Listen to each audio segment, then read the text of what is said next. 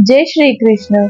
आज हम सभी कार्तिक मास महात्म्य के 14वें अध्याय की कथा श्रवण करेंगे। तो आइए आप सभी अपना ध्यान ठाकुर जी के श्री चरणों में केंद्रित करें और इस पावन कथा का आनंद लें। कार्तिक मास का आज सुनाऊं 14वां अध्याय। श्री हरि कृपा करे, श्रद्धा प्रेम बढ़ाए। तब उसको इस प्रकार धर्म पूर्वक राज्य करते हुए देख देवता क्षुब्ध हो गए। उन्होंने देवाधिदेव शंकर का मन में स्मरण करना आरंभ किया। तब भक्तों की कामना पूर्ण करने वाले शंकर ने नारद जी को बुलाकर देव कार्य की इच्छा से उनको वहां भेजा। शंभु भक्त नारद शिव की आज्ञा से देवपुरी में गए। इंद्रादि सभी देवता व्याकुल हो शीघ्रता से उठ नारद जी को उत्कंठा भरी दृष्टि से देखने लगे। अपने सब दुखों को कहकर उन्हें नष्ट करने की प्रार्थना की। तब नारद जी ने कहा, मैं सब कुछ जानता हूँ, इसलिए अब मैं दैत्यराज जलंधर के पास जा रहा हूँ। ऐसा कहकर नारद जी देवताओं को आश्वासित कर जलंधर की सभा में आए। जलंधर ने नारद जी के चरणों की पूजा कर हंसते हुए कहा, हे ब्राह्मण, कहिए आप कहाँ से आ रहे हैं, यहाँ कैसे आए हैं? मेरे योग्य जो सेवा हो उसकी आज्ञा दीजिए। नारद जी प्रसन्न होकर बोले, हे महाबुद्धिमान जलंधर, तुम धन्य हो। मैं स्वेच्छा से कैलाश पर्वत पर गया था, जहाँ 10,000 योजनों में कल्प वृक्ष का वन है।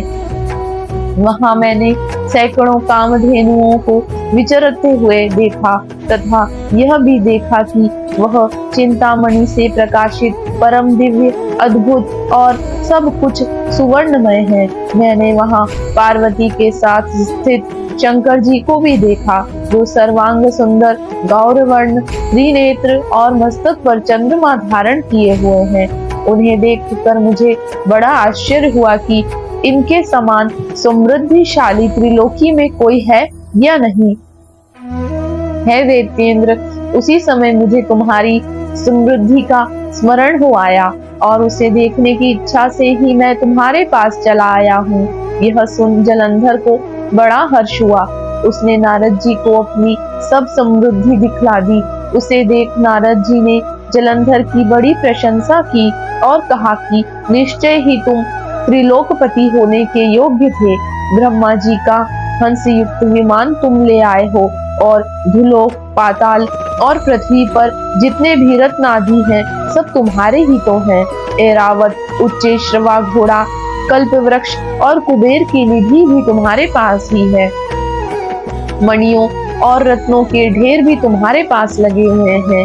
इससे मैं बड़ा प्रसन्न हूँ, परंतु तुम्हारे पास कोई स्त्री रत्न नहीं है। उसके बिना तुम्हारा यह सब फीका है। तुम किसी स्त्री रत्न को ग्रहण करो। नारद जी के ऐसे वचन सुनकर दैत्यराज काम से व्याकुल हो गया। उसने नारद जी को प्रणाम कर पूछा कि ऐसी स्त्री कहाँ मिलेगी जो सब रत्नों में श्रेष्ठ हो। नारद जी ने कहा, ऐसा रत्न तो कैलाश पर्वत में योगी शंकर के ही पास है। उनकी सर्वांग सुंदरी पत्नी देवी पार्वती बहुत ही मनोहर है।